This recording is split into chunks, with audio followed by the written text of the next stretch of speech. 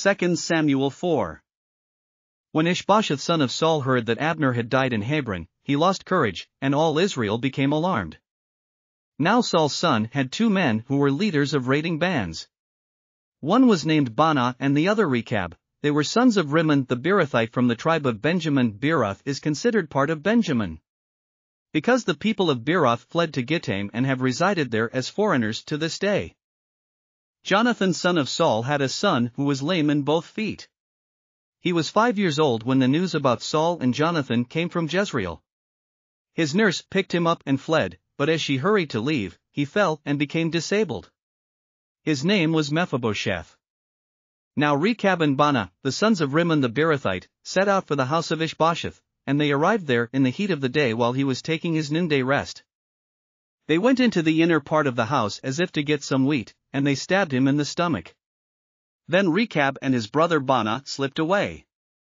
They had gone into the house while he was lying on the bed in his bedroom. After they stabbed and killed him, they cut off his head. Taking it with them, they traveled all night by way of the Arabah. They brought the head of Ish-bosheth to David at Hebron and said to the king, "Here is the head of Ish-bosheth son of Saul, your enemy, who tried to kill you. This day the Lord has avenged my lord the king against Saul and his offspring." David answered Rekab and his brother Baanah, the sons of Rimmon the Beerothite, "As surely as the Lord lives, who has delivered me out of every trouble.